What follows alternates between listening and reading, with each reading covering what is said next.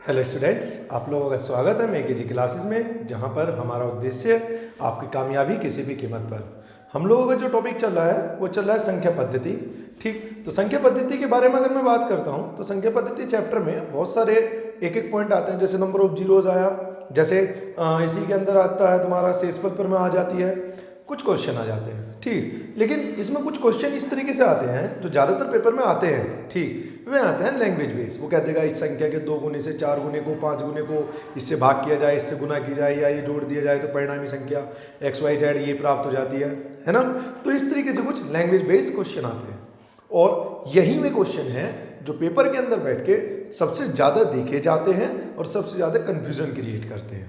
तो आज का जो मेरा टॉपिक रहने वाला है वो इन्हीं लैंग्वेज को क्लियर करना, और इसी से रिलेटेड कैसे कैसे क्वेश्चन आज तक देखे गए हैं और उन्हें किस तरीके से आसान तरीके से सॉल्व किया जा सकता है, उन्हीं क्वेश्चन के बारे में आज का हमारा डिस्कशन रहने वाला है। तो टाइम वेस्ट नहीं करते और फटाफट चैनल को आप लोग सब्सक्राइब कर दीजिए, लाइक कर दीजिए वीडियो को।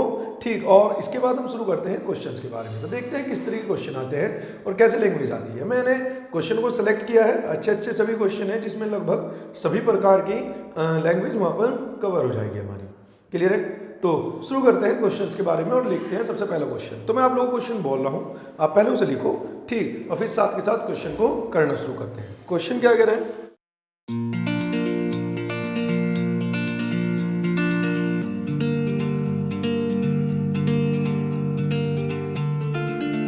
क्वेश्चन कह रहे हैं किसी लड़के से एक संख्या को 50 से गुना करने के लिए कहा गया। लिखिए, किसी लड़के से एक संख्या को 50 से गुना करने के लिए कहा गया। उसने उसे 30 से गुना किया। उसने उसे 30 से गुना किया। इस प्रकार प्राप्त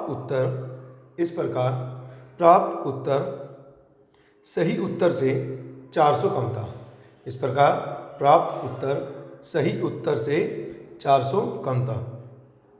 जिस संख्या को गुना करना था वह संख्या क्या है? जिस संख्या को गुना करना था वह संख्या क्या है? चलिए देखते हैं इसके बारे में। देखो, मैंने बताया ना, लैंग्वेज वाले क्वेश्चन में आप लोगों को ध्यान रखना है कि वो जहाँ पर जैसे जैसे गुना कह रहा है हम वहाँ पर वैसे वैसे ही गुना करते चलेंगे। जहाँ पर भाग कह रहा है वहाँ पर भाग करेंगे। अगर अंतर दे रहा है तो अंतर को अंतर से कंपेयर करेंगे। जिस तरीके से भी वो हमें लैंग्वेज को दे रहा है, प्रेजेंट कर रहा है, उसी तरीके से हम गुना भाग को बस करते चले जाएंगे लैंग्वेज के साथ साथ। उससे क्या होगा कि क्वेश्चन पढ़ेंगे और जब हमारा क्वेश्चन खत्म होगा तो फाइनली हमारे पास एक इक्वेशन तैयार होगी। ये उस आधार पर इक्वेशन बनाई जाएगी जिस आधार पर उसने थ्योरी दी है। जैसे इस क्वेश्चन के बारे में बात करते हैं। उसने कहा है किसी एक विद्यार्थी को या किसी एक व्यक्ति को किसी एक संख्या को 50 से गुना करने के लिए कहा गया, लेकिन उसने गलती से उस संख्या को 30 से गुना की, जिस कारण उसका जो उत्तर आया पहले से 400 कम आया। याद रखना, क्योंकि मैं आप लोगों को आज संख्या पद्धति में लैंग्वेज पे काम करा रहा हूँ, तो लैंग्वेज के आधार पर एक चीज़ का ध्यान रखना, जब कभी भी हमें चीज़ों का अंतर निकालना होता है तो सदैव अंतर बड़ी संख्या में से छोटी संख्या को घटाकर ही निकालना है। ये बात आप लोगों को याद रखनी होगी। ठीक, जैसे अगर मैं कहूँ उसका जो सही उत्तर आना चाहिए था वो आना चाहिए था 50x, लेकिन उसका उत्तर 30 से गुना करने के पश्चात कितना है तो वो आया 30x गुना, तो वो संख्या x थी। उसने कहा कि अंतर जो है वो 400 है। मेरे हिसाब से जो अंतर है वो 20x है, अर्थात x का मान कितना आ जाएगा तो वो आ जाएगा 20। यहां तक कोई कंफ्यूजन हो तो बताओ। अब वो कह रहा है कि वह संख्या ज्ञात कीजिए, यानी कि x का मान पूछा है, तो x का मान क्या आ जाएगा 20, और ये तुम लोगों का उत्तर है। ठीक, अभी मैं धीरे धीरे बिल्कुल बेसिक लैंग्वेज से लेके चलूंगा और धीरे धीरे लैंग्वेज का लेवल बढ़ाते चलेंगे। क्लियर है? ठीक, तो फटाफट इसका स्क्रीनशॉट लीजिए, फिर हम अगले क्वेश्चन की ओर चलते हैं। अगला क्वेश्चन क्या कह रहा है? लिखिए, दो संख्याओं में 5 का अंतर है। दो संख्याओं में 5 का अंतर है। यदि उनका गुणनफल 336 हो, यदि उनका गुणनफल 336 हो तो उन संख्याओं का योग ज्ञात कीजिए। तो उन संख्याओं का योग ज्ञात कीजिए। ठीक है ना, तो देखते हैं क्वेश्चन क्या कह रहा है। उसने कहा कोई दो संख्याएं हैं, मान लो मैंने भी दो संख्याएं ए और बी मान ली। उसने कहा दो संख्याओं का जो अंतर है वो 5 है तथा उन संख्याओं की गुना कितनी बताई, तो वो बताई गई 336 है तथा उन संख्याओं की गुना कितनी है 336। तो उसने पूछा उन संख्याओं का योग कितना है। वो कह रहा है उन संख्याओं का जो योग है वो कितना है। तो समझना जरा, देखो या तो तुम यहाँ पर द्विघात समीकरण की तरह फैक्टर सोच सकते हो, गुणनखंड सोच सकते हो, यानी कि वे गुणनखंड जिन्हें घटाऊं तो अंतर 5 आए और गुना करो तो 336 आए। तो मुझे लगता है कि इस तरीके के गुणनखंड शायद हम आसानी से नहीं सोच पाएंगे। ठीक है ना, तो फिर करना क्या होता है, देखो एक चीज़ का ध्यान रखना, हमारे पास एक फॉर्मूला होता है, वो फॉर्मूला होता है a प्लस बी का whole square plus a minus B का होल स्क्वायर बराबर ये हो जाएगा 2a square plus B square, या फिर इसी का दूसरा फॉर्मूला होता है a प्लस बी का whole square minus a minus B का होल स्क्वायर बराबर 4ab। ठीक है ना, या तो हमारे पास एक फॉर्मूला ये है या ये है। अब तुम ये देखो कि तुम्हें क्या क्या दिया गया, अंतर दिया गया और गुना दी गई। अंतर और गुना दे के तुम्हारे से टोटल पूछ लिया, तो शायद इस वाले कॉन्सेप्ट के लिए ये फॉर्मूला सफिशिएंट है। और यदि वो ऐसे देता, वो अंतर देता और उन संख्याओं के वर्गों का योग देता और फिर योग पूछता, तो शायद फिर ये होता। यानी कि हमें फॉर्मूले के साथ साथ ये पता होना चाहिए कि हमें क्या क्या जानकारी दी गई है, ये जानकारी किस फॉर्मूले के लिए सफिशिएंट है। क्लियर है इतनी बात? चलिए तो रखना शुरू करते हैं वैल्यू। a प्लस बी का मान पूछा गया तो उसे तो ऐसे ही छोड़ देते हैं, माइनस a माइनस बी का मान 5 दिया गया, लेकिन जैसे ही स्क्वायर करूंगा तो कितना हो जाएगा 25 और बराबर 4 गुना 336। भाई ए बी का मान तो 336 है, तो गुना करता हूँ तो 6 चौक 24 बचा 2, 12 2 14, 1 12 और 1 13 है ना, और इसे 25 को इधर लेके आऊँगा तो वो हो जाएगा प्लस। तो ये हो जाएगा तुम्हारा प्लस करने के बाद 1369। ठीक है ना, ये कितना हो जाएगा 1369, यानी कि a प्लस बी का होल स्क्वायर मेरे पास आ चुका। क्लियर है इतनी बात? अब देखो मुझे करना है इसका अंडर रूट, तो अंडर रूट करने का एक आसान सा तरीका बताता हूँ। तुम केवल लास्ट की 2 डिजिट उठाओ। ठीक, तुम्हें क्या उठाना है, लास्ट की केवल 2 डिजिट उठानी है। ठीक, और फिर तुम ये देखो कि जो तुम्हारे पास संख्याएं हैं, जैसे हमारे पास इसका टोटल कराया ये जाएगा 4 से गुना करूँगा, ए बी का मान 336 दिया गया। ठीक, तो मैं इसका 6 चौक 24 2 4 तिया 12 2 14 हासिल को 1 4 तिया 12 और 1 13। ठीक, a इंटू बी उन संख्याओं की जो गुना दी गई है वो 336 दी गई है। अब देखो मेरा जो उसने पूछा है उत्तर कि a प्लस बी का मान क्या होगा, तो इसके लिए तुम ऑप्शन उठा सकते हो। जैसे ऑप्शन मेरे पास है 21 28 37 और 51। 21 28 37 और 51। अभी मैं इसका दूसरा तरीका भी बताऊंगा आप लोगों को, लेकिन पहले भी इसी के बारे में बात कर लेते हैं। देखो सबसे पहले तो ये देखो कि जैसे ही मैं इस संख्या का अंडर रूट करूंगा तो मुझे a प्लस बी मिल जाएगा, अर्थात मुझे वो मिल जाएगा जो मेरे से पूछा गया, यानी कि आंसर। तो तुम ऑप्शन में देखो कि किसकी इकाई के अंक का वर्ग मुझे 9 दे सकता है। जैसे 1 का वर्ग करूंगा तो 1 आएगा, आना क्या चाहिए था 9। 8 का वर्ग करूंगा तो 64 यानी कि 4, आना क्या चाहिए था 9। 7 का वर्ग 49, आना क्या चाहिए था 9। सेटिस्फाई कर गया और कोई कर नहीं रहा है, तो यही आंसर है। अगर 2 होते तो फिर हमें दोनों को गुना करके चेक करना पड़ता, पहला तरीका। दूसरा तरीका, ठीक, दूसरा तरीका ये कहता है, जैसे मान लो तुम याद रखना 625 से, यहाँ से 625 से आगे की किन्हीं भी संख्या का यदि अंडर रूट करना है, 625 से आगे, जैसे कि अगर मैं कहूँ 75 8 7 56 25 तक, और फिर 56 25 से ये 156 25 तक। ठीक, यदि तुम इन संख्याओं का स्पेयर के लिए तो याद रखना 50 और स्पेयर के लिए याद रखना 100।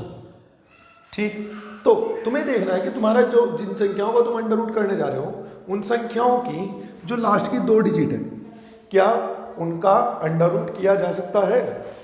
तो यहां से आवाज आएगी नहीं, 69 का कोई अंडर रूट नहीं होता। तो फिर तुम ये देखो कि ऐसी कौन सी संख्या है जिसका स्क्वायर करने के पश्चात उसकी लास्ट की 2 डिजिट मुझे 69 मिलती है। तो ऐसा है 13, 13 का स्क्वायर करूँगा तो 169। ठीक, तो बस तुम्हें वो संख्या चाहिए। तो जैसे 13 आया तो मैंने बताया ना इस पेयर के लिए तुम्हें क्या काम करना है, 50 के लिए। ठीक, तो अगर हमारा उत्तर 2500 से कम है, क्योंकि 50 का जो होता है वो 2500 तक होता है मैक्सिमम। ठीक, अगर हमारा उत्तर 2500 से कम है तो तुम उस 15 में से वो 13 घटा दो, तो डायरेक्ट तुम्हारा आंसर तुम्हारे सामने होगा। और यदि 2500 से हम ऊपर होते तो उस 50 में वो जोड़ देते। ठीक है ना। ऐसे ही 5600 से 10,000 तक और 10,000 से 15,625 तक। क्लियर इतनी बात? तो फटाफट इसका स्क्रीनशॉट लीजिए, फिर हम अगले क्वेश्चन की ओर मूव करते हैं, है ना।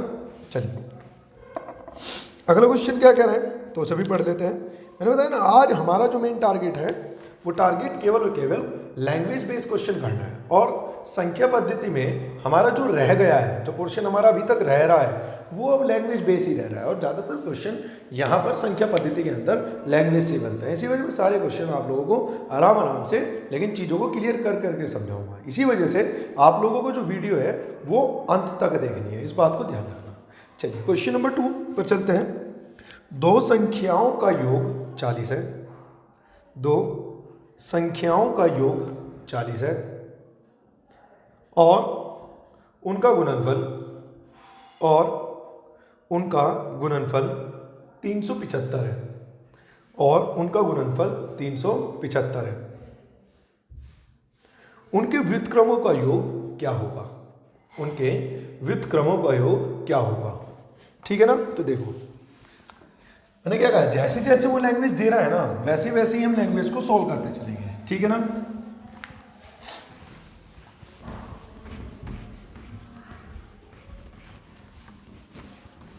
जैसे समझना अब यहां पर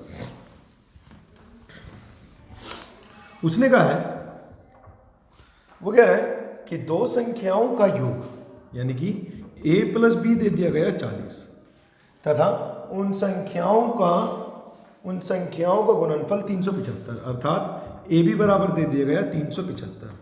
तो कह रहा हूं उन संख्याओं के व्युत्क्रम मतलब 1/a 1/b का योगफल क्या होगा। तो सीधा जब कभी भी हम ऐसी फॉर्मेशन देखते हैं तो एलसीएम लेते हैं, और जब कभी भी हम अल्फाबेट वाली संख्याओं का एलसीएम लेंगे तो उनकी गुना ही उनका एलसीएम बन जाएगी। जैसे कि ए बी, जिसकी वजह से ये बी और ये बन जाएगा ए, अर्थात a प्लस बी का मान कितना है 40 और a इंटू बी का मान कितना है 375 वैल्यू गुड की। ठीक, 5 से कट जाएगा 8 बार और इसे 5 से काटोगे तो 5 7 35 और ये हो जाएगा 5 5 25। तो यही तुम्हारा आंसर है। क्लियर है ना। ये छोटे छोटे से पॉइंट अभी धीरे धीरे मैं लैंग्वेज को बढ़ाता चलूंगा, लेकिन मैं चाहता हूं कि पहले हमारा बिल्कुल बेसिक जानकारी क्लियर हो, लैंग्वेज हम कैच करना स्टार्ट करते हैं। क्लियर है। चलिए इसके बाद चलते हैं नेक्स्ट क्वेश्चन पर। और नेक्स्ट क्वेश्चन क्या कह रहा है इसे भी देख लेते हैं। लिखिए, 3 संख्याएं अंकगणितीय श्रेणी में है। अंकगणितीय श्रेणी का मतलब होता है समांतर श्रेणी। ब्रैकेट में लिख सकते हैं आप इस बात को। 3 संख्याएं अंकगणितीय श्रेणी में है जिनका योगफल 30 है, जिनका योगफल 30 है और गुणनफल 910 है और गुणनफल 910 है। बताइए अंकगणितीय श्रेणी में सबसे बड़ी संख्या कौन सी है? बताइए अंकगणितीय श्रेणी में सबसे बड़ी संख्या कौन सी है? सबसे पहले इस बारे में बात करते हैं कि यहाँ पर पेपर के अंदर बैठ के स्टूडेंट किस तरीके से गलती करेंगे। देखो, एक चीज़ होती है क्रमागत और एक होता है समांतर। हालांकि दोनों को अगर प्रदर्शित किया जाए या समझाया जाए तो दोनों एक ही चीज़ होती है। क्रमागत का मतलब क्रमवार और समांतर का मतलब एक के बाद एक। ठीक, लेकिन दोनों में फिर भी अंतर है। क्रमागत का मतलब होता है कि जो ये संख्याएं हैं वो एक एक के अंतर पर है, जैसे 1 2 3 4 5 6, ये तो होगी क्रमागत। लेकिन समांतर का मतलब है कि संख्याओं का अंतर एक हो भी सकता है और नहीं भी। ठीक, जैसे कि 1 3 5 7 9 11, यानी कि संख्याओं के बीच का जो अंतर है वो बराबर होना अनिवार्य है। वो एक हो या ना हो इसके बारे में नहीं पता, लेकिन क्रमागत में वो 1 होता है। और अगर मैं समांतर श्रेणी की बात करूँ तो समांतर श्रेणी में वो कुछ भी हो सकता है। इसी वजह से जब कभी भी हम समांतर श्रेणी की संख्याओं की बात करेंगे तो हम उनका डिफरेंस d मानकर चलेंगे। क्लियर है। देखते हैं किस तरीके से काटना है। तो देखिए जरा यहाँ पर उसने कहा है 3 समांतर संख्याएं हैं, तो अगर एक a है तो अगली होगी a प्लस डी और दूसरी होगी a माइनस के डी। जब भी हम इस तरीके से क्रम में संख्याएं मानते हैं, एक समान अंतर पर मानते हैं, तो हम एक बार प्लस एक बार माइनस में मानेंगे तो कैलकुलेशन आसान होगी। वो क्या कह रहा है, उसने कहा है 3 संख्याएं उनका योगफल यानी कि a माइनस के डी प्लस a प्लस के a प्लस डी का जो योगफल है वो तो 30 है। अर्थात क्या मैं यहाँ से 3a बराबर 30 या फिर a का मान 10 कह सकता हूँ? यहां तक कोई कंफ्यूजन हो तो बताओ किसी को। चलते हैं आगे। उसने क्या कहा है, उसने कहा तथा इन संख्याओं का गुणनफल 910 है। अर्थात वो कह रहा है a minus D into A plus D बराबर 910। तो a plus B a minus D के फॉर्मूले से क्या हम इसे a square minus D square और a का मान अलग से अब रख देता हूँ 10 जो हम निकाल चुके, तो ये तो हो जाएगा 100 माइनस के डी स्क्वायर इंटू 10 910 जीरो से जीरो जाएगा यानी कि माइनस के डी स्क्वायर, ये 100 आके इधर होगा तो माइनस के 9 माइनस से माइनस गया तो डी का मान कितना आ गया है 3। उसने पूछा है इस श्रृंखला की सबसे बड़ी संख्या क्या है, तो सबसे बड़ी संख्या क्या है a प्लस डी। भाई मुझे बताना है कि इस श्रृंखला की सबसे बड़ी संख्या क्या है, तो सबसे बड़ी संख्या है a प्लस डी। a का मान क्या है 10 और d का मान क्या है 3, तो 10 और 3 13, यही तुम्हारा आंसर है। क्लियर है? चलिए फटाफट आप लोग इसका स्क्रीनशॉट लीजिए। मैं फिर से रिपीट कर रहा हूँ कि मैं आज आप लोगों को, आज तो नहीं अभी स्टार्टिंग में, ठीक, मैं आप लोगों को पहले लैंग्वेज से रिलेटेड क्वेश्चन कराऊंगा जो पेपर में कंफ्यूजन क्रिएट कर देते हैं काफ़ी टाइम। ठीक, तो नेक्स्ट क्वेश्चन देखते हैं और अगला क्वेश्चन देखते हैं क्या कह रहा हूँ। तो लिखिए दो संख्याएं x और y इस प्रकार है, दो संख्याएं x और y इस प्रकार हैं कि उनका योग उनके अंतर से 3 गुना है, कि उनका योग उनके अंतर से 3 गुना है। तब ये हटा देता हूं।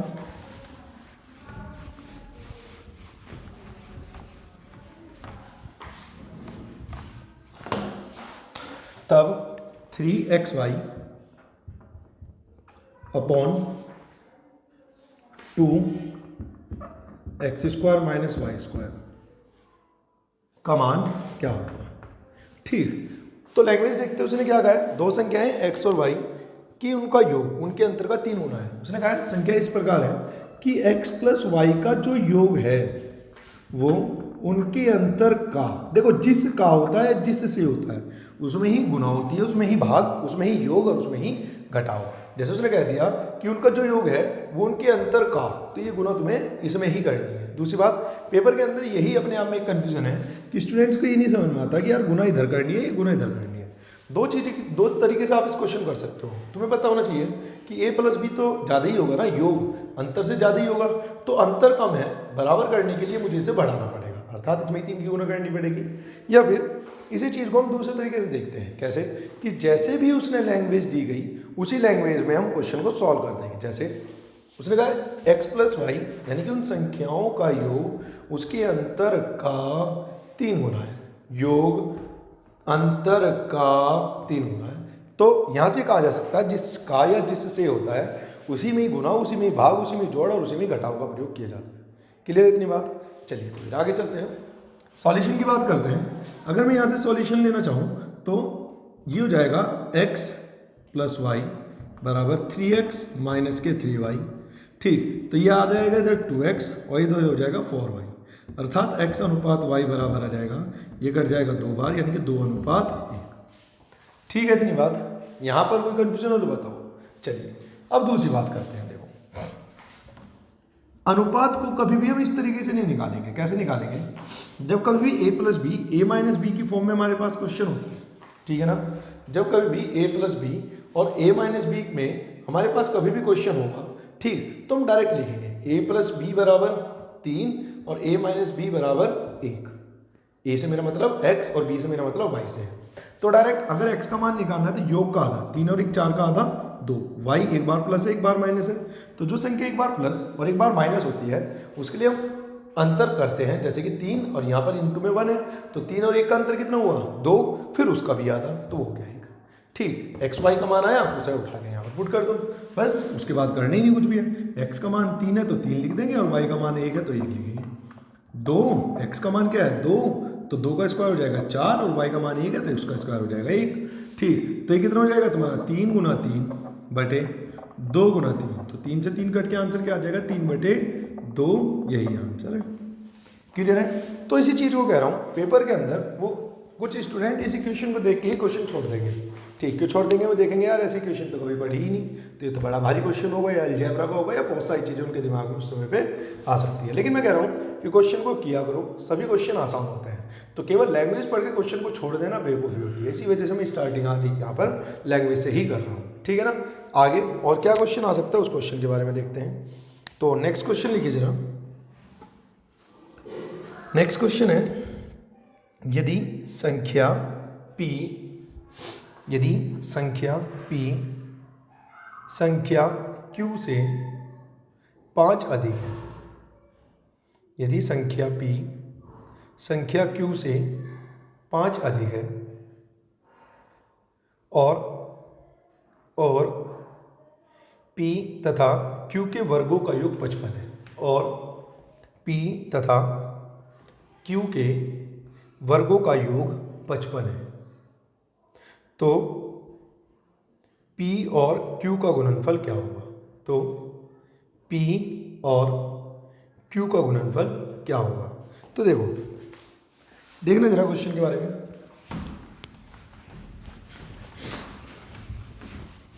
उसने कहा है कि P संख्या P संख्या Q से 5 अधिक है। इसका मतलब P माइनस की Q करूँगा तो अंतर 5 आएगा, पहली बात। दूसरा उसने क्या कहा है? उसने कहा P तथा Q के वर्गों का योग, अर्थात देखो P तथा Q के वर्गों का योग 55 है। देखो यहाँ से दो लैंग्वेज आती है, एक तो आती है वर्ग का योग और एक होता है योग का वर्ग। तो पहले तुम्हें योग करना है और उसका वर्ग करना है, ये तो होता है योग का वर्ग। ये होता है पहले तुम्हें वर्ग करना है फिर योग करना है, तो ये होता है वर्ग का योग, है ना? चलिए आगे देखते हैं उसने क्या पूछा है। तो वो पूछ रहा है तो P और Q का गुणनफल ज्ञात कीजिए, यानी वो कह रहा है P इंटू Q का मान ज्ञात कीजिए। तो देखो तुम्हें अपने दिमाग में अपने जहन में एक फॉर्मूला याद रखना पड़ेगा कि ऐसा कौन सा फॉर्मूला लगाया जाए कि ये सब एक ही फॉर्मूले में रिलेट हो जाए। तो कुछ स्टूडेंट को समझ में आ गया होगा कि P माइनस Q का होल स्क्वायर का अगर मैं फॉर्मूला लगाता हूँ तो ये आ जाएगा P square plus Q square plus 2PQ। P minus Q का मान कितना हो जाएगा 25, P प्लस Q का मतलब P square plus Q square कितना है 55 प्लस के 2PQ। ये इधर जाएगा तो 30, ठीक है ना? ये इधर जाएगा तो ये हो जाएगा, अच्छा यहाँ पर माइनस क्या आएगा क्योंकि माइनस वाला फॉर्मूला लगा रखा है, तो ये जाएगा माइनस के तो 30 बराबर माइनस के 2PQ। माइनस से माइनस करना अर्थात PQ का मान कितना आ जाएगा तुम्हारा 15, और यही उसने पूछा है। तो इसी वजह से कह रहा हूँ ये छोटे छोटे फॉर्मूले आप लोगों को याद होने चाहिए। अगर आप लोगों को फॉर्मूले याद है तो अपने आप तुम लोगों को समझ में आ जाएगा कि कहाँ पर कौन सा फॉर्मूला लगाया जाना है। वो वैल्यू देखकर, गिवन वैल्यू देखकर क्लियर हो जाता है कि कहाँ पर किस फॉर्मूले के बारे में बात करनी है। क्लियर है? चलते हैं अगले क्वेश्चन की ओर। अगला क्वेश्चन क्या है तो उसे भी देख लेते हैं। लिखिए 50 को 2 भागों में विभाजित करें। 50 को 2 भागों में विभाजित करें जिससे उनके व्युत्क्रमों का योगफल 1/12 हो, जिससे उनके व्युत्क्रमों का योगफल 1/12 हो। ठीक, तो इसे भी देख लेते हैं एक बार। भाई एक चीज़ समझो, मान लो मैंने 50 रुपये को 2 भागों में बांटा, तो इसका मतलब मैं ऐसे भी तो कह सकता हूँ यदि उन दोनों भागों को वापस में टोटल करता हूँ तो 50 आना चाहिए। तो वो कह रहा है 50 को 2 भागों में इस प्रकार बांटे, यानी कि A प्लस B उन दोनों का जो योग हो वो 50 हो। इस प्रकार बांटे कि उसने क्या कहा है, तो वो कह रहा है उनके व्युत्क्रमों का योगफल 1/12 हो, यानी कि 1/A प्लस 1/B बराबर हो 1/12। क्लियर है इतनी बात? अगर मैं यहाँ से एलसीएम लूँ तो एलसीएम तो A/B आएगा और ऊपर जाके ये हो जाएगा B और ये हो जाएगा A बराबर 1/12। हालांकि A प्लस B का मान पता है 50/AB बराबर 1/12। तो ए बी का मान कितना हो जाएगा, 12 पंजे 60 और ये हो जाएगा 600। अब तुम्हें क्या करना है, तुम्हें a प्लस बी और ए बी के ऐसे टुकड़े करने हैं जिनका योग तो हो 50 और गुणनखंड करने के बाद जो संख्या है उनकी गुना हो कितनी, 600। तो अगर मैं से 30 और 20 रख दूँ, 30 और 20 रख दूँ, तो 30 और 20 50, 30 गुना 20 600। तो ये संख्याएं पूछिए तो संख्या आ जाएगी 30 और 20। क्लियर है ना। तो क्वेश्चन को किया करो, मतलब ऐसे नहीं कि क्वेश्चन की लैंग्वेज पढ़ी, व्युत्क्रम जैसे भारी से शब्द देखा और क्वेश्चन को सोचा कि ये भारी है, नहीं, क्वेश्चन को किया करो। अगर उसके सभी शब्दों के बारे में आप लोगों को जानकारी हो तो उन्हें किया करो, समझे ना। और नंबर सिस्टम में अब कुछ इसी तरीके क्वेश्चन ज़्यादा देखे जा रहे हैं, ठीक है ना। चलते हैं इसके बाद नेक्स्ट क्वेश्चन पर, और नेक्स्ट क्वेश्चन है क्या, तो उसे पढ़ते हैं। तो लिखिए जरा आप लोग क्वेश्चन लिखिए, इंपॉर्टेंट क्वेश्चन है, काफ़ी इंपॉर्टेंट, स्टार मार्क कर लेना इस पर। तो क्वेश्चन लिखिए, 4 संख्याओं का योग 48 है, 4 संख्याओं का योग 48 है, जब पहली 2 संख्याओं में क्रमशः, जब पहली 2 संख्याओं में क्रमशः 5 और 1 जोड़ा जाए, जब पहली 2 संख्याओं में क्रमशः 5 और 1 जोड़ा जाए, और तीसरी और चौथी संख्या में क्रमशः, और तीसरी और चौथी संख्या में क्रमशः 3 और 7 घटाया जाए, 3 और 7 घटाया जाए, तो संख्याएं एक समान हो जाती है, तो संख्याएं एक समान हो जाती हैं। वे संख्याएं ज्ञात कीजिए, वे संख्याएं ज्ञात कीजिए। चलिए तो क्वेश्चन के बारे में बात करते हैं। क्यों मैं इस क्वेश्चन को स्टार मार्क करने के लिए कह रहा हूँ वो तुम्हें समझ में ही आ गया होगा, ठीक। तो करते हैं इस क्वेश्चन को किस तरीके से, देखिए उसने कहा है 4 संख्याएं हैं जिनका योग 48 है, अर्थात a plus B plus C plus D बराबर कितना है, 48। उसने कहा है, वो कह रहा है कि यदि पहली 2 संख्याओं में क्रम से 5 और 1 जोड़ दी जाए, यानी कि पहले में भी 5 जोड़ दूं और दूसरी में भी 1 जोड़ दूं, जबकि तीसरी और चौथी संख्या में क्रम से 3 और 7 घटा दिया जाए, यानी कि 3 इसमें से घटा दिया जाए और 7 इसमें से, तो वे सभी संख्याएं यानी कि a plus 5 b plus 1 c minus 3 d minus 7 ये जोड़ने और ये घटाने के बाद जो परिणामी संख्याएं होंगी वे सभी संख्याएं बराबर होंगी, ठीक। तो इस तरह क्वेश्चन को कैसे करना है, तो इसे सॉल्यूशन मत करो, इसका सॉल्यूशन हालांकि एक कांस्टेंट k मान के किया जा सकता है, लेकिन ज़्यादा बेटर है कि आप लोग यहाँ पर ऑप्शन की मदद लो। तो इसी वजह से मैं आप लोगों के लिए यहाँ पर ऑप्शन लिख देता हूँ। जो पहला ऑप्शन है वह है 9 7 15 17। संख्याओं का टोटल 48 है, ये नहीं है, उसे हम बाद में देखेंगे, ठीक है ना। पहले ऑप्शन लिख लेते हैं और डायरेक्ट बराबर वाले कॉन्सेप्ट के बारे में बात करते हैं। 4 12 12 20। तीसरा ऑप्शन है 5 11 13 19, 5 11 13 19। चौथा ऑप्शन है, यहां पर जो चौथा ऑप्शन है वह है 6 10 14 18। अब देखो अगर मैं इसमें 5 जोड़ता हूं तो ये हो जाएगा 14, इसमें 1 जोड़ता हूं तो कितना हो गया 8, जबकि ये सब बराबर होनी चाहिए थी, पहली 2 भी तो बराबर होनी चाहिए थी, तो बराबर नहीं है तो गलत। इसमें 5 जोड़ता हूँ, ठीक है, इसमें 1 जोड़ता हूँ तो ये तो हो जाएगा 9, ये हो जाएगा 13, तो ये बराबर सारी ही बराबर होने का मतलब है ये 2 भी बराबर होनी चाहिए, जो कि नहीं है। आगे चलते हैं, इसमें 5 जोड़ते हैं, इसमें 1 जोड़ते हैं, तो ये 10 हो जाएगा, ये 12 हो जाएगा, लेकिन वो बराबर तो नहीं हुआ, तो फिर ये भी गलत। इसमें जोड़ते हैं 5, इसमें जोड़ते हैं 1, इसमें घटाते हैं 3, इसमें घटाते हैं 7, तो देखो ये भी 11, ये भी 11, ये भी 11 घटाने के बाद और ये भी 11, सभी संख्याएं बराबर होगी, ऐसा एक ही ऑप्शन सेटिस्फाई कर रहा है, तो वही तुम्हारा आंसर है। बाई चांस ऐसी कुछ कंडीशन 2 ऑप्शन पे बन जाती तो उन दोनों का फिर हम बाद में टोटल 48 भी चेक करते हैं। क्लियर है। चलिए फटाफट आप लोग इसका स्क्रीनशॉट लीजिए, फिर हम अगले क्वेश्चन की ओर मूव करते हैं और देखते हैं नेक्स्ट क्वेश्चन क्या है और क्या कह रहा है। चलिए ये क्वेश्चन यूपीएसआई में ठीक, यूपीएसआई में सभी सेट में आया है और जब भी एग्जाम होता है एसआई से रिलेटेड वो ये क्वेश्चन सभी एग्जाम में जरूर आता है। क्वेश्चन क्या है तो उसे देखिए, लिखिए एक संख्या का 2 गुना, एक संख्या का 2 गुना और उसके व्युत्क्रम के 3 गुना का योग। एक संख्या का 2 गुना और उसके व्युत्क्रम के 3 गुना का योग 25/2 है।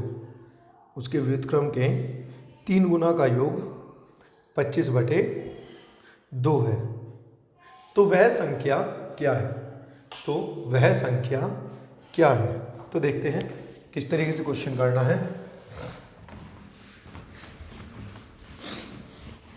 देखो, उसने कहा है कोई एक संख्या है, तो मैं अपनी तरफ से वो संख्या मान लेता हूं, वो संख्या x है। मैंने लेट कर लिया कि वो संख्या x है। ठीक, वो क्या कह रहा है? तो वो कह रहा है, क्वेश्चन कहाँ पर गया? क्वेश्चन ये रहा। उसने कहा है किसी एक संख्या के 2 गुने यानी कि 2x और संख्या के व्युत्क्रम के 3 गुने। व्युत्क्रम का मतलब होता है अगर वो x है तो उसका जो अंश है वो तो हर पे चला जाएगा और जो उसका हर है वो अंश पे। अर्थात अगर x है तो उसे 1/x लिखना पड़ेगा। और यदि ये a/b होता, समझना, यदि ये a/b होता तो उसका व्युत्क्रम होता b/a। क्लियर है? चलिए, का योग जो है उसके द्वारा दे दिया गया 25 बटे कितना, उसका योग दे दिया गया 25/2। अब तुम्हारे से वो संख्या पूछ ली गई तो तुम ज़्यादा बेटर है इसे सॉल्व मत करो, ऑप्शन उठाओ। ठीक, जैसे कि मेरे पास ऑप्शन है इसके 7, 6, 5, 4। तो अगर मैं यहाँ पर 7 रख लूँ तो 7 दूनी 14, फटाफट कर सकते हैं क्योंकि हमें कैलकुलेशन। और 3/7 तो एलसीएम 7 आएगा। 7 यहाँ पर नीचे आ जाएगा 7, तो एलसीएम भी 7 ही आएगा। तो यहाँ पर गुना करूँगा मैं तो ये आ जाएगा तुम्हारा कितना, 14 7 98 प्लस के 3 यानी कि ये आएगा 101/7। 25/2 तो नहीं हो सकता। अगर मैं 6 रखता हूँ तो 6 दूनी 12 प्लस की 1/2 तो 6 चौक 24 और 1 25 है ना। 6 चौक 24 और 1 25/2। तो ये वाली कंडीशन सेटिस्फाई कर जाती है, तो यही तुम्हारा उत्तर है। क्लियर है इतनी बात? तो ये वाला जो क्वेश्चन है ये यूपीएसआई या आरपीएफएसआई या कहूँ एसआई के किसी भी लेवल के लिए सबसे ज़्यादा इंपॉर्टेंट क्वेश्चन है और शायद सबसे ज़्यादा बार इसी कॉन्सेप्ट का क्वेश्चन जरूर हर एक सेट में दिया है उनके द्वारा। क्लियर है? इसी वजह से इस क्वेश्चन को स्टार मार्क कर लेना। हालांकि इस क्वेश्चन में ऐसा कुछ नहीं है, लेकिन पेपर के दृष्टिकोण से देखा जाए तो हर एक सेट में क्वेश्चन आता है। चलिए चलते हैं आगे। उसने कहा है अगला क्वेश्चन है, ये भी काफ़ी इंपॉर्टेंट क्वेश्चन है। देखो, जो हम चैप्टर पढ़ रहे हैं ना नंबर सिस्टम, ये मैथ के साथ साथ थोड़ी रीजनिंग भी है। ठीक, तो यहाँ पर थोड़ा थोड़ा हमें रीजनिंग को भी डेवलप करना पड़ेगा। चलिए तो लिखिए क्वेश्चन, एक लड़का 1 से 12 तक की सभी प्राकृतिक संख्याओं को जोड़ता है। एक लड़का 1 से 12 तक की सभी प्राकृतिक संख्याओं को जोड़ता है, लेकिन वह एक संख्या को 2 बार जोड़ देता है। लेकिन वह एक संख्या को 2 बार जोड़ देता है, जिसके कारण योग 80 हो जाता है। जिसके कारण योग 80 हो जाता है। वह संख्या कौन सी है? वह संख्या कौन सी है जिसको उसने 2 बार जोड़ा? वह संख्या कौन सी है जिसको उसने 2 बार जोड़ा? ठीक है ना। चलिए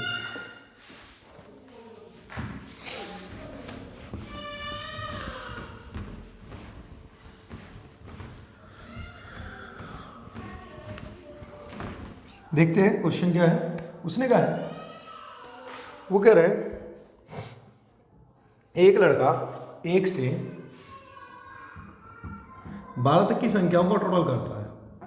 तो याद रखना क्रमवार, यानी कि 1 से शुरू करो और 10 हो या 100 हो, 1 से शुरू कर दें, 1 से 10 तक का टोटल, या फिर 1 से 100 तक का टोटल, या फिर 1 से 1000 तक का टोटल, या फिर 1 से 10,000 तक का टोटल, आगे भी इसी प्रकार। ठीक, 1 से लगातार हम 10 या 100 की रिपीटेशन वाली संख्याओं को यदि टोटल करते हैं, तो जैसे 10 है तो 10 का आधा क्या होता है 5, उसे 2 बार लिख दो तो उसका डायरेक्ट टोटल आ जाता है। जैसे 100 है, 100 का आधा कितना होता है 50, तो इसे 2 बार लिख दो तो 1 से लेकर 100 तक का टोटल आ जाएगा। जैसे 1 से 1000 है तो इसका आधा लिखूंगा तो हो जाएगा 500 और फिर 2 बार लिख दो, 500, और इसकी बात करूंगा तो ये हो जाएगा 5000 और उसे फिर से लिख दो। तो ये डायरेक्ट टोटल करने का एक फंडा होता है। तो क्या मैं यहाँ से 1 से 12 तक का अगर टोटल करने जा रहा हूँ तो 1 से 10 तक का टोटल तो 55 हो गया, उसके बाद 11 और 12 का टोटल अलग से करता हूँ तो वो हो जाएगा 23। ठीक, तो अर्थात 1 से 12 तक का जो योग है वो कितना प्राप्त होना चाहिए, वो प्राप्त होना चाहिए 78, किंतु गलती से वो प्राप्त हुआ 80। इसका मतलब उसने कहा है कि किसी एक संख्या को पुनः जोड़ दिया गया, यानी कि एक बार जोड़ा है फिर से जोड़ दिया गया, ठीक, जिस कारण टोटल 80 प्राप्त हुआ। तो एक चीज़ समझो, कोई संख्या दोबारा जोड़ी गई तो उसकी वजह से जितना वो संख्या खुद होगी उतना ही टोटल में वृद्धि हुई होगी, यानी कि आना कितना चाहिए था 78, आया कितना 80, तो इसका मतलब 2 फालतू आया, तो इसका मतलब जो जोड़ी गई संख्या है वो 2 है। ठीक, तो यही उसने पूछा है। तो इस तरीके से बहुत आसान लैंग्वेज होती है, लेकिन वो क्वेश्चन को घुमा देता है, घुमा के प्रेजेंट करता है। तो यही क्वेश्चन हमारे लिए काफ़ी कॉम्प्लिकेटेड होते हैं, लगते हैं और पेपर में हम इन्हें छोड़ देते हैं। ठीक है ना, इसका स्क्रीनशॉट लीजिए, फिर मैं आपको एक नई तरीके की लैंग्वेज के बारे में बात करता हूँ, है ना। इस कॉन्सेप्ट से थोड़ा हटके जो लैंग्वेज आती है उसके बारे में बात करते हैं, और उसके लिए आप लोगों को लिखना पड़ेगा क्वेश्चन। तो क्वेश्चन लिखिए, देखिए, एक 2 अंकों की संख्या, एक 2 अंकों की संख्या उसके अंकों के योगफल की 3 गुनी है। एक 2 अंकों की संख्या उसके अंकों के योगफल की 3 गुनी है। यदि संख्या में 45 जोड़ दें, यदि संख्या में 45 जोड़ दें तो उसके अंकों के स्थान बदल जाते हैं, तो उसके अंकों के स्थान बदल जाते हैं। संख्या के अंकों का योगफल कितना होगा, संख्या के अंकों का योगफल कितना होगा। क्लियर है। चलिए अब जरा इस तरीके क्वेश्चन के बारे में बात करते हैं। ये क्वेश्चन अब पेपर में बहुत बार देखा जा रहा है, इस लैंग्वेज से रिलेटेड क्वेश्चन पेपर में बहुत ज़्यादा आ रहे हैं नंबर सिस्टम के अंदर। तो पहचान क्या है, पहचान यही है कि वो तुम्हें हमेशा ये कहेगा कि कोई एक संख्या है और उस संख्या में 2 अंक है या 3 अंक है, ठीक, और उनके अंकों के बारे में भी अलग से बात करेगा। जैसे कि उसने कहा है 2 अंकीय संख्या है, ठीक, और उसने कह दिया है कि कोई 2 अंकीय संख्या है और उसके अंकों का योगफल, यानी कि संख्या के बारे में तो बात की है, संख्या और अंक में क्या अंतर होता है इसके बारे में बात करते हैं। पहले देखो, अगर मैंने यहाँ पर 24 लिखा तो ये 24 तो पूरी की पूरी बनती है संख्या, लेकिन इस 24 के अंदर अलग अलग जो पद हैं जैसे कि 2 और 4 ये होते हैं अंक।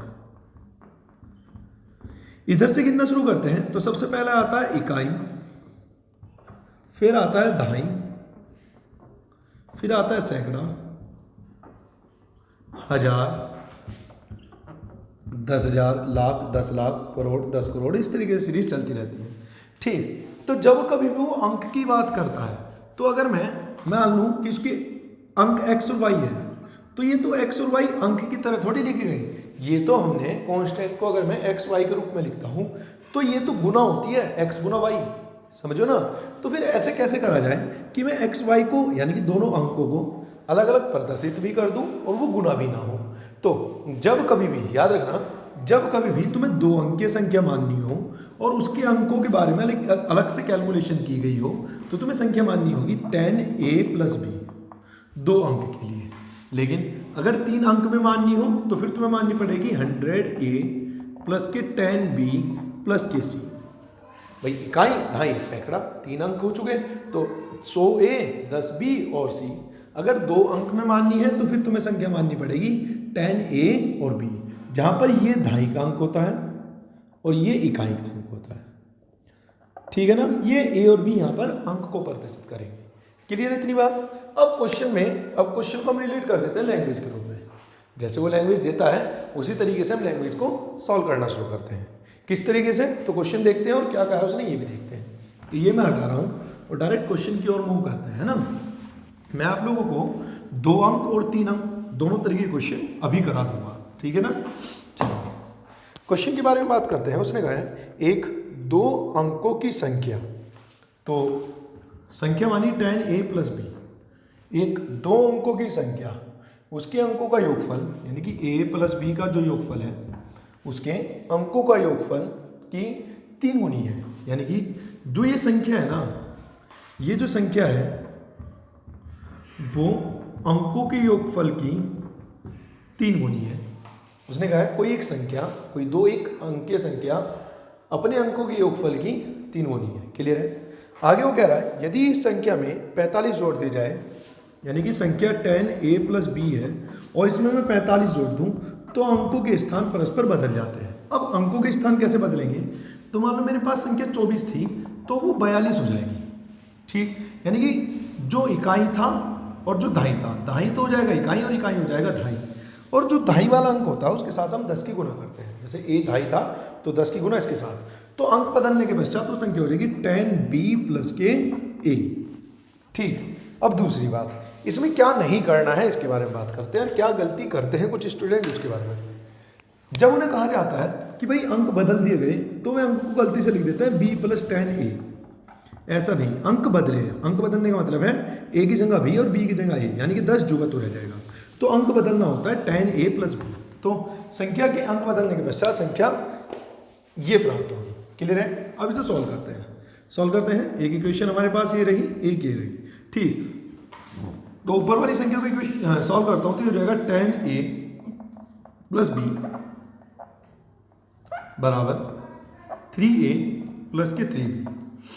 ठीक, तो ये इधर आके तो हो जाएगा 7a और ये इधर जाके हो जाएगा तुम्हारा 2b, अर्थात a अनुपात b आ जाएगा तुम्हारा, या 7a और 2b अभी ऐसे ही छोड़ देते हैं थोड़ी देर के लिए।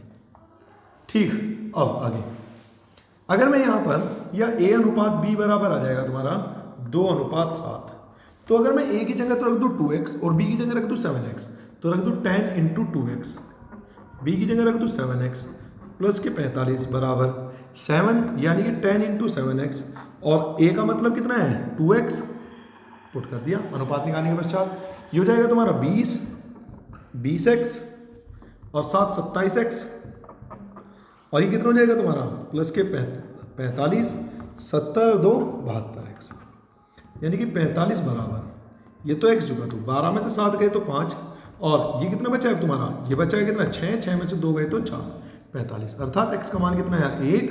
उसने पूछा भाई संख्या क्या है, तो संख्या क्या है, तो संख्या है tan a प्लस b, मूल संख्या यही तो है। a का मान कितना है 2, तो यानी कि 20, और b का मान कितना है 7, तो संख्या आ जाएगी 27। क्लियर है इतनी बात। ठीक, लेकिन एक बात ध्यान रखना, उसने पूछा इस क्वेश्चन में संख्या के अंकों का योग क्या होगा, तो संख्या नहीं पूछी, उसने पूछा अंकों का योग। तो अंक 1 का मान 1, तो 2 का मान 2 और 7 का मान 7, तो अंकों का योग कितना आ जाएगा 9, 5।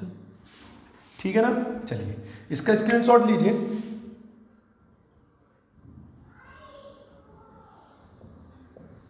मैंने आप लोगों को दोनों चीजें निकाल कर बता दी, यही 2 चीजें पूछता हूँ।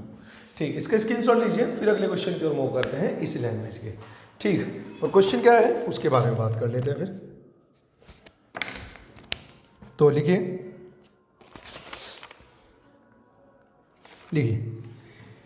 यदि 2 अंकों वाली संख्या में दाहिनी का अंक, यदि 2 अंकों वाली संख्या में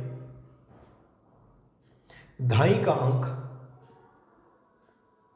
इकाई के अंक से 5 अधिक है, यदि 2 अंकों वाली संख्या में दाहिनी का अंक इकाई के अंक से 5 अधिक है,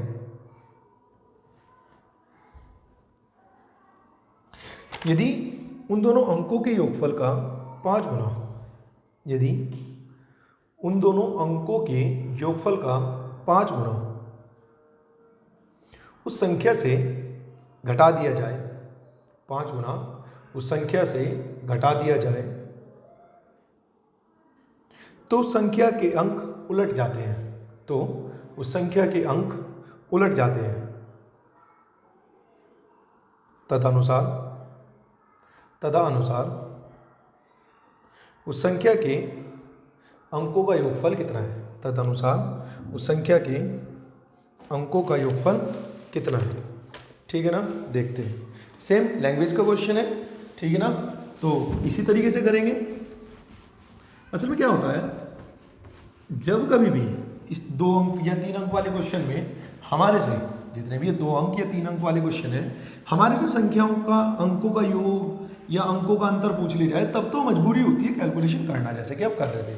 लेकिन यदि वो हमसे संख्या ही पूछ लेता है तो हम केवल ऑप्शन की मदद लेते हैं। ऑप्शन से देखते हैं कि जैसे जैसे उसने कहा संख्या इकाई और दहाई का अंतर 5 है, तो चेक करते हैं क्या अंकों का अंतर 5 है। फिर आगे कुछ कंडीशन देता है, तो क्या वो जिस पे अप्लाई करी गई वहाँ पर हम ऑप्शन की मदद ले सकते हैं। लेकिन ऑप्शन भी कब, जब हमारे से संख्या पूछी गई हो।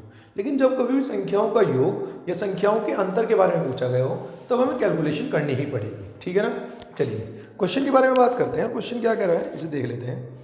उसने कहा है एक 2 अंकों वाली संख्या में दहाई का अंक, भाई ये हो गई 2 अंकों की संख्या, इसमें दहाई का अंक इकाई के अंक से 5 अधिक है।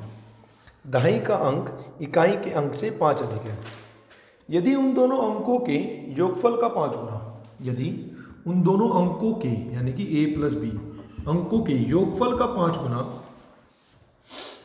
उस संख्या से घटा दिया जाए, यानी कि ये जो 5 गुना है उसे इस संख्या में से घटा दूं, तो संख्या के अंक उलट जाते हैं। तो जो मुझे प्राप्त होता है वो 10b प्लस a प्राप्त हो जाता है। बस a की जगह रख देता हूँ b प्लस 5, तो जैसे b प्लस 5 रखूंगा तो ये हो जाएगा 10b प्लस के 50 प्लस के b माइनस, इसकी जगह रखता हूँ b प्लस 5, तो b 2b और प्लस के 5 और 2b की जैसे गुना करूंगा तो ये हो जाएगा 10b और प्लस के 5 है तो 5 5 25, लेकिन माइनस की वजह से माइनस के 25 बराबर 10b प्लस b प्लस 5।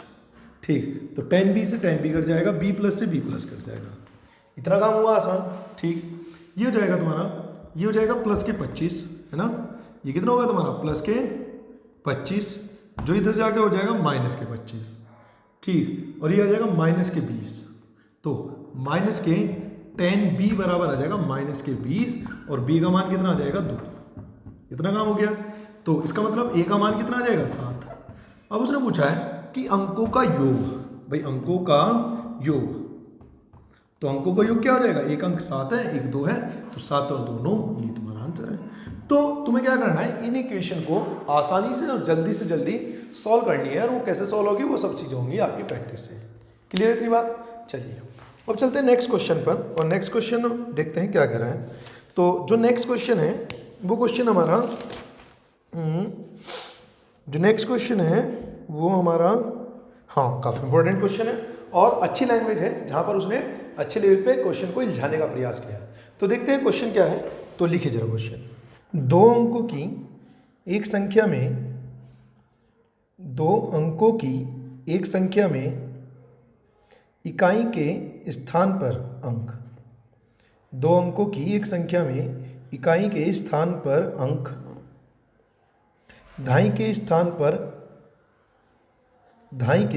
पर अंक के 2 गुने से 1 कम है, अंक के 2 गुने से 1 कम है। यदि इकाई और दहाई के स्थान पर अंकों को आपस में बदल दिया जाए, यदि इकाई और दहाई के स्थान पर अंकों को आपस में बदल दिया जाए, तो नई और मूल संख्या के बीच अंतर, तो नई और मूल संख्या के बीच अंतर 20 के बीच अंतर, मूल संख्या से के बीच अंतर मूल संख्या से 20 कम हो जाता है, मूल संख्या से 20 कम हो जाता है।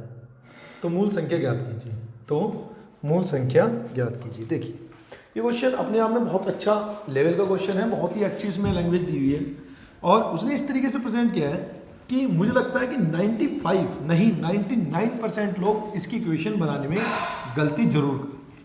ठीक है ना, तो देखते हैं क्वेश्चन क्या है। उसने कहा है 2 अंकों की एक संख्या है, यानी कि संख्या हो गई tan a प्लस के b। ठीक है ना, वो कह रहा है इकाई के स्थान पर अंकों के मतलब इकाई के स्थान पर अंक दाई के स्थान के अंक के 2 गुने से कम है। जो इकाई के स्थान पर अंक है वो दाई के स्थान पर अंक के 2 गुने से कम है। एक इक्वेशन आई। आगे वो कह रहा है यदि इकाई और दाई के स्थान पर अंकों को आपस में बदल दिया जाए, यानी कि tan b प्लस a कर दिया जाए, अंकों को आपस में बदल दिया जाए तो नई और मूल संख्या के बीच अंतर, तो नई और मूल संख्या के बीच अंतर, तो नई संख्या यानी और मूल संख्या क्या थी, तो मूल संख्या थी tan a प्लस b के बीच अंतर मूल संख्या से के बीच अंतर मूल संख्या से यानी कि tan a प्लस b से 20 कम है। हम पेपर के अंदर बैठ के क्या गड़बड़ करेंगे, इनका अंतर डायरेक्ट 20 लिख देंगे, जबकि उसने कहा है कि इन संख्याओं का जो अंतर है वह मूल संख्या से 20 कम है, यानी कि जो मूल संख्या है उससे भी 20 कम। मान लो मूल संख्या फॉर एग्जांपल 50 है तो उससे 20 कम, यानी कि इसका अंतर जो है वो है तुम्हारा 30। क्लियर है इतनी बात। चलिए अब देखते हैं आगे क्वेश्चन को सॉल्व करेंगे। तो कर लेना, 2 इक्वेशन है, सॉल्व करके a और b का मान आ जाएगा। संख्या पूछी तो tan a b का जो मान होगा वो तुम्हारा आंसर होगा। लेकिन ये कर लोगे, मैं आप लोगों के लिए छोड़ देता हूँ मुझे, लेकिन मैंने आप लोगों को बताया जब कभी भी तुम लोगों से संख्या पूछ ली जाए तो कुछ भी इस तरीके से नहीं करेंगे, हम डायरेक्ट उठाएंगे ऑप्शन। ठीक, जैसे इस क्वेश्चन के ऑप्शन है, इसका ऑप्शन है 59, 23, 35, 47। 59, 23 और 35, 47। ठीक है ना, ये इसके ऑप्शन है। पहली लाइन क्या कही है कि जो उसने कहा है कि जो इकाई का अंक है ये वो दाई के अंक के 2 गुने से 1 कम है। ठीक है, 2 गुने से यानी कि 4 से 1 कम, 5 दूनी 10, ठीक, 10 से 1 कम, तो ये तो गलत हो गया, 9 होना चाहिए था। ठीक, ये हो जाएगा तुम्हारा 7 दूनी मतलब इकाई का अंक सही था, इकाई का अंक दाई के 2 गुने यानी कि 3 दूनी 6 से 1 कम, ये भी ठीक है, ये भी ठीक है, ये भी ठीक है। इसका 2 गुना 8 से 1 कम, ये भी ठीक है। पहली इक्वेशन के अकॉर्डिंग कुछ भी हमें हेल्प नहीं मिली। उसने कहा यदि अंकों को परस्पर बदल दिया जाए, यानी कि इसे 95 लिख दूं, इसे 32 लिख दूं, इसे 53 लिख दूं और इसे 47 लिख दूं, तो जो इसका अंतर आएगा वो आ जाएगा, ये हो जाएगा 36 अंतर, इसका अंतर आ जाएगा 9, इसका अंतर आ जाएगा 18 और इसका अंतर आ जाएगा तुम्हारा 27। तो उसने कहा जो अंतर आएगा वह मूल संख्या से 20 कम होगा। तो मूल संख्या ये है, क्या है, अंतर मूल संख्या से 20 कम है, यानी कि इससे 20 कम होने वाला 39 होना चाहिए था, तो ये तो गलत है। इससे 20 का होने का मतलब 3 होना चाहिए था, तो ये भी गलत है। इससे 20 कम होने का मतलब मूल संख्या से 20 कम होने का मतलब 15 होना चाहिए था, तो ये तो 18 है। मूल संख्या से 20 कम यानी कि 27 होना चाहिए, तो ये सही है। तो वो जो संख्या है वो है 47। इसी वजह से कह रहा हूँ जब कभी भी इस तरीके किसी भी क्वेश्चन में आप लोगों से आप लोगों से संख्या के बारे में पूछ ली जाए तो इस तरीके से मेथड्स के पीछे नहीं चलेंगे, हम ऑप्शन की मदद लेंगे। हालांकि मैंने आप लोगों को यहाँ पर मेथड के बारे में भी डिस्कशन कर चुका हूँ। क्लियर है इतनी बात। चलिए तो अब चलते हैं एक अगले क्वेश्चन पर, इसी कॉन्सेप्ट का और आज का आखिरी क्वेश्चन है ना, आज का, लेकिन चैप्टर का नहीं। चैप्टर अभी रह रहा है, कम से कम मुझे लगता है अगला पूरा लेक्चर हमारा लग जाएगा चैप्टर कंप्लीट करने में। ठीक, तो इसका अगला क्वेश्चन देखते हैं क्या है। और वो क्वेश्चन मैं करा रहा हूँ आपको 3 अंकों वाला, ठीक है ना, जिसके बारे में मैंने बात की थी। तो लिखो 3 अंकों वाली एक संख्या में 3 अंकों वाली एक संख्या में सैकड़े के स्थान वाला अंक, सैकड़े यानी कि 100, सैकड़े के स्थान वाला अंक इकाई के स्थान वाले अंक का 2 गुना है। 3 अंकों वाली एक संख्या में सैकड़े के स्थान वाला अंक इकाई के स्थान वाले अंक का 2 गुना है और उसके सभी अंकों का योगफल 18 है, और उसके सभी अंकों का योगफल 18 है। यदि उसके अंकों को उलट दिया जाए, यदि उसके अंकों को उलट दिया जाए तो वह संख्या 396 कम हो जाती है। तो वह संख्या 396 कम हो जाती है। तदनुसार उस संख्या के सैकड़े वाले अंक, तदनुसार उस संख्या के सैकड़े वाले अंक और ढाई वाले अंक का अंतर कितना है। तदनुसार उस संख्या के सैकड़े वाले अंक और ढाई वाले अंक का अंतर कितना है। तो ये 3 वाला कॉन्सेप्ट मैं आप लोगों को करा देता हूँ, बिल्कुल आसान है, ऐसा कुछ नहीं है कि कुछ 3 वाला है तो भाई बड़ा भारी होगा। ठीक, जैसे जैसे वो क्वेश्चन में कहता है वैसे वैसे मैं क्वेश्चन को सॉल्व करता चलूँगा। क्लियर है? तो क्वेश्चन देखते हैं। उसने कहा 3 अंकों की कोई एक संख्या है, तो 3 अंकों की अगर मुझे कोई एक संख्या माननी है तो संख्या मुझे माननी होगी 100A प्लस 10B प्लस, ठीक है ना, संख्या आ गई। अब वो क्या कह रहा है, उसने इस क्वेश्चन में कहा है, उसने कहा है सैकड़े के 3 अंकों वाली एक संख्या में सैकड़े के स्थान वाला अंक इकाई के स्थान वाले अंक का 2 गुना है, यानी कि सैकड़ा सैकड़े के स्थान वाला अंक इकाई के स्थान वाले अंक का 2 गुना है, पहली बात। तथा उसके सभी अंकों का योगफल 18 है, अर्थात वो कह रहा है A plus B plus C बराबर 18। ठीक है, तो उसने अभी तक मुझे 2 इक्वेशन दे दी। आगे उसने क्या कहा है, आगे क्या कह रहा है, यदि उसके अंकों के स्थान उलट दिए जाए तो वह संख्या 396 कम हो जाती है। अर्थात अगर पहले संख्या 100A प्लस के 10B प्लस C है और यदि इसके अंकों के स्थान उलट दिए जाए, यानी कि 100C प्लस के 10B प्लस के A हो जाए, तो उसका जो अंतर होगा वो बराबर होगा 396। तो अंतर कितना आ जाएगा 396। तो 10B प्लस और इसकी वजह से माइनस 100A में से A घटाऊंगा तो जगह 99A, इसे घटाऊंगा तो माइनस के 99C जो बराबर होगा 396 के। तो ये 99 से कट के कितना आ जाएगा 4, तो A माइनस C का मान 4, ठीक है ना। A का मान क्या है 2C, तो यहाँ पर मैं 2C माइनस के C बराबर 4, अर्थात C का मान 4 रख सकता हूँ। और अगर C का मान 4 है तो क्या यहाँ से कह सकता हूँ A का मान 8, और इन तीनों का योग कितना है 18, तो 8 और 4 12, तो B का मान हो जाएगा 6।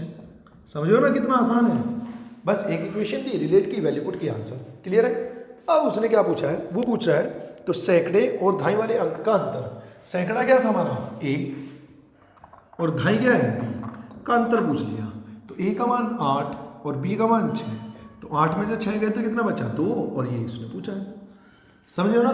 तो चाहे क्वेश्चन 2 वाला हो और चाहे क्वेश्चन 3 वाला हो, ठीक, तो हमारे लिए ऐसा कुछ नहीं है। ठीक, बड़ा आसान क्वेश्चन होगा, बस आपको लैंग्वेज को करना है, प्रैक्टिस ज़्यादा से ज़्यादा करनी है, क्योंकि नंबर सिस्टम चैप्टर कॉन्सेप्ट से कम लैंग्वेज से ज़्यादा है। और लैंग्वेज क्लियर कब होती है, लैंग्वेज तभी क्लियर होगी जब आप उस क्वेश्चन की ज़्यादा से ज़्यादा पॉइंट को करेंगे, खुद से करेंगे।